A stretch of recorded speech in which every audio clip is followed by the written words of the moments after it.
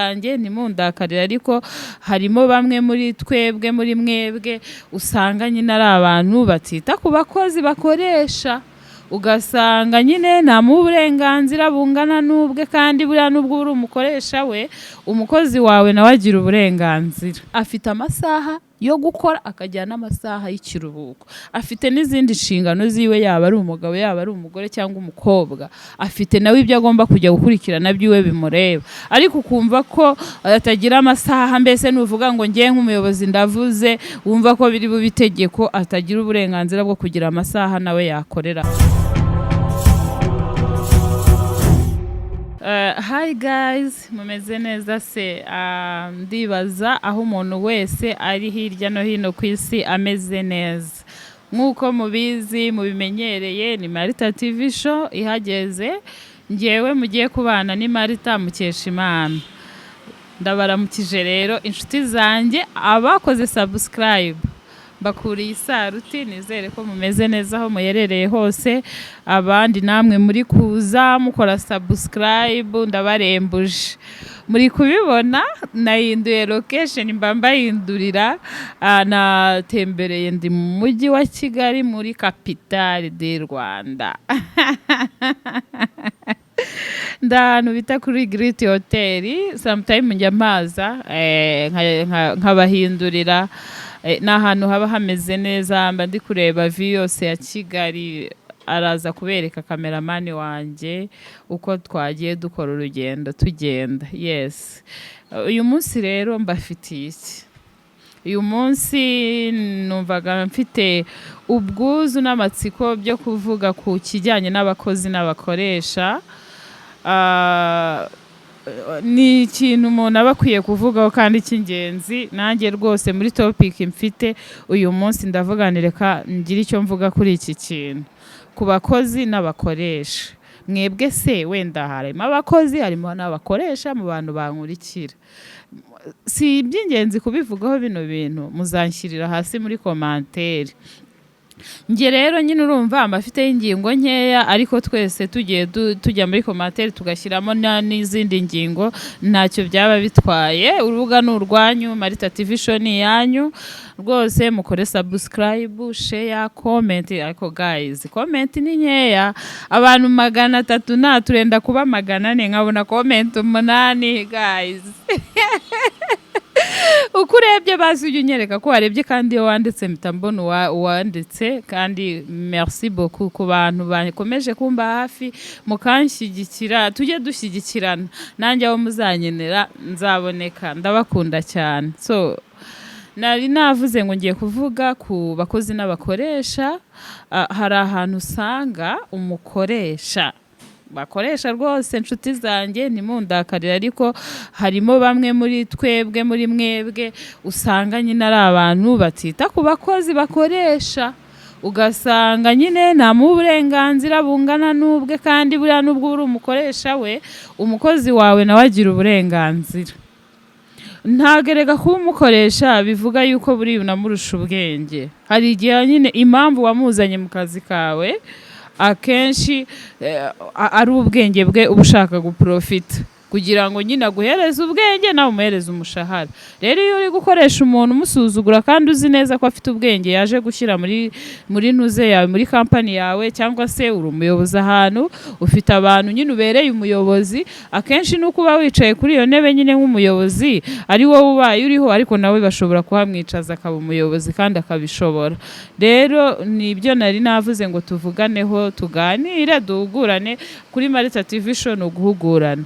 Rero ugira utyo ugasanga umuntu ni umuyobozi wundi, akumva umuntu abereye umuyobozi nta kintu avuze, akanibagiza ko uwo muntu ni umuyobozi, umubereye umuyobozi, ariko burya bari n'umugabo cyangwa se n'umugore mu rugo rwe, afite inshingano za kibyeyi nk'izo ufite, ayoboye n'urugo rwe neza. Hari n'igihe usanga kurusha no kubaka neza, ibintu byose abikora neza, ariko kubera ko mu kazi umubereye umuyobozi ukagerageza kutamuha uburenganzira, ukumva ko icyo uvuze ari itegeko, ukumva ko nta gitekerezo yatanga ku muyobozi we kandi ntago ari byo.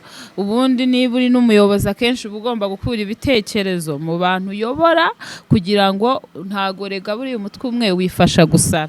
Impamvu batagwereje icyo kigo cyose ngo ukigaraguremo wenyine ni uko nyine utabishobora. Ikindi ashobora kuba ari muri demene nawe utazi, uhedinze bose ariko uwakubwira ngo buri kantu kose ugakore utabishobora.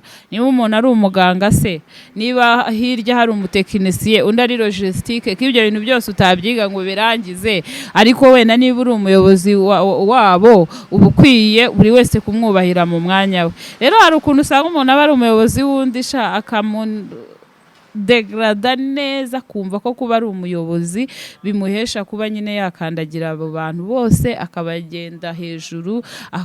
Kubaha umuyobozi baba babizi banabitegetswe, baba ari inshingano bafite zo kubaha umukoresha, ariko ntago biba bikuraho ko batanga igitekerezo. So bayobozi beza muyobora abandi, ibyo bintu mwazabihindura kuko bari abantu muyobora akenshi ubwenge mushobora kuba mubunganya ari uko uhagaze mu mwanya w'ubuyobozi, ko abantu bose ntago bayobora. Ntago abantu bose bayobora, mwitoramo umwe akaba umuyobozi, ariko ntago bivuze ko abuyobora wari uko hari ikindi kintu basumbya cya danje. Basumbye iyo ntebe bakwicajeho, ariko ibindi nabo uwahabashyira babikora, ari n'igihe babikora neza kukurenza. Ikiriho rero uba ugomba kubaha abantu uyobora, nabo bakakubaha kugira ngo mubashe gukorana neza. Aba ni abayobozi nyine bo ku zindi nzego zo hejuru, ariko noneho reka tujye kureba abandi bantu ku mukozi. Usange ni umukozi wenda wo mu rugo ugukorera iwawe mu rugo, ukumva ko atari umuntu, ukumva ko n'akandi kantu nibagiwe, ukibaza ko kuba uri umuyobozi uwo muntu ukoresha cyangwa uyobora atagira amasaha yo kuruhuka, wumva ko ari umuntu wahora ukoresha uko ushaka, icyo uvuze cyose akacyubahiriza kandi afite uburenganzira bwe bufite aho bugarukira, kuko afite amasaha yo gukora akajyana n'amasaha y'ikiruhuko. Afite n'izindi nshingano ziwe, yaba ari umugabo yaba ari umugore cyangwa umukobwa, afite nawe ibyo agomba kujya gukurikirana by'iwe bimureba. Ariko ukumva ko atagira amasaha, mbese nuvuga ngo ngiye nk'umuyobozi ndavuze, wumva ko biri bube itegeko atagira uburenganzira bwo kugira amasaha nawe yakoreraho.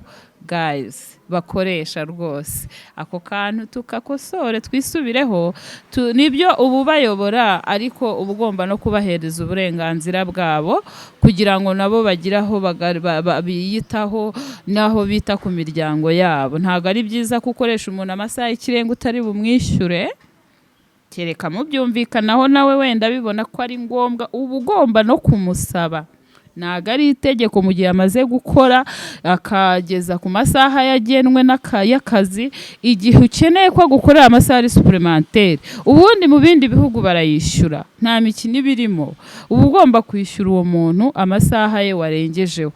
Ariko niba noneho ari umuntu muri kumvikana, musabe, ntabwo ari itegeko, umubwire uti ku mpamvu izi n'izi zidutunguye tugiye gukora amasaha ari supplémentaire. Nk'umuntu nawe ushaka inyungu z'ikigo akorera, ushaka inyungu zahakora, ashobora kubikora, ariko atari itegeko. By the way, ntabwo ari itegeko, uba ugomba kumusaba.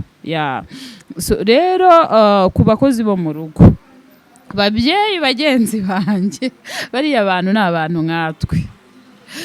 Uramusumbya kuba uri kumukoresha nyine, ariko nawe ari kuguhereza serivisi, ugomba kumwishyura. Baje gushaka amafaranga, ugomba kuzirikana ko nawe ari umuntu ugira amasaha yo gukora akagira n'ayo kuruhuka.